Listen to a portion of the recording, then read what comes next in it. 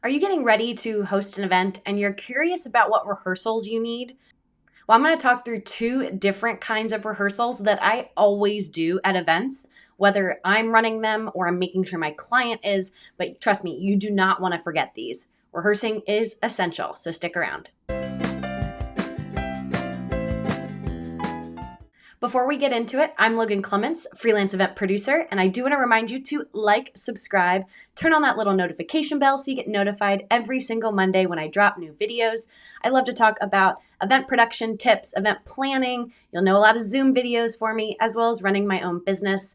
And if you love more free content, I am the co-host of the Better Events podcast with fellow event pro Mary Davidson. We drop new episodes every single Wednesday, and it's an entire podcast that is dedicated to helping you create, host, and attend better events. So listen to that wherever you listen to podcasts.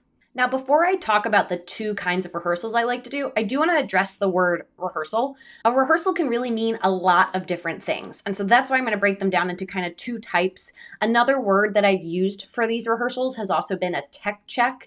I've had some speakers before who are a little sensitive to the idea that they need to rehearse, but seem to be more willing if I use the words tech check. Again, to me, I kind of use them interchangeably because they're both times to really just check through and rehearse either your content or your tech. So my two rehearsals that I always do, and this counts for Zoom webinars, for conferences, for galas, award shows, no matter what, big budget, small budget, does not matter.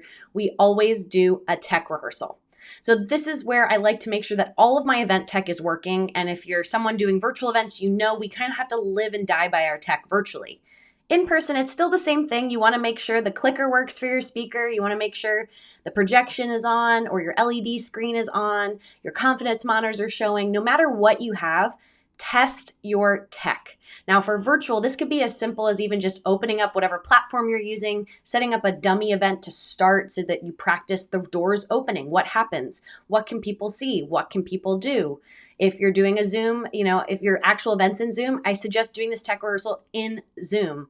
Personally, as a producer, I always do this with my internal team, and sometimes I'll additionally do a second tech rehearsal with the client if I think that's helpful. But it can be as basic as really just talking through step by step exactly what you want to see on screen or see on the stage and how those transitions go. And it helps get you and your entire tech team on the same page. I've even done these for shows where it's just a conference and we have one encore tech at a hotel, and I will sit down and say, let's do a tech rehearsal, and we just talk through it.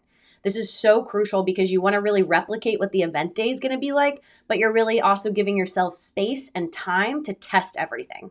So usually my tech rehearsal is, if virtual, I try to do it a week before or a couple days before so I have time to make adjustments. If you're on site, this is usually something you want to do a day before or at least ahead of the next kind of rehearsal that I'm going to talk about. And so for the second rehearsal that you really need to make sure you do at your next event would be doing a content rehearsal. Now, as a producer, I usually like to say there's a tech rehearsal, crucial for me as a producer, and the content rehearsal, more crucial for the speakers or anybody who really is caring about what exactly is being said on stage. Now, your content rehearsal can be as in-depth as maybe the organizer of the event wants it to be or the speaker wants it to be.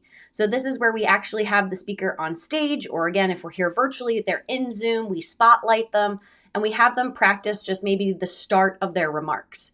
Now, some speakers might just want to click through their slides and say, yes, yes, yes, everything's working. Others might want to actually practice their entire thing. There is no right or wrong way. I have found sometimes it's really inefficient to have the entire tech team present for a content rehearsal, especially if the speaker is still figuring out what they want to say on slide 3 or where they want to go with it. Sometimes that's something that I'll have the client do separate, but I do want to make sure that you actually practice with the person who's presenting. And the way I always frame this, especially if you get pushback from maybe higher level C-suite individuals or famous people who don't necessarily want to come in for a rehearsal, is that's where I would use the word tech check and just say it's to ensure so when you show up ahead of your session, ahead of your whatever you're doing, that we are prepared and ready for you and you are prepared and ready and know what to expect. So by practicing and standing on the stage, we know what microphone for you to use. You already know where to look. That is not saying that without either of these rehearsals, you can still have a successful event, but you are really leaving a lot up to chance. And if you watch my videos, you know I love backup plans and testing. And so these rehearsals are just so crucial to me. And like I said before, I do these for everything from a very small, just a one-off webinar, all the way up to my big multi-day, $1 million, multi-million dollar shows. And it is a good practice, no matter, even if it's just you doing an event all by yourself. I highly suggest you doing both of these rehearsals. Well, that's all I have for you. I'm Logan Clements. This has been another installment of my favorite tips and tricks when it comes to event planning and running your own business. I drop new videos every single Monday, and I'll see you in my next video. Bye.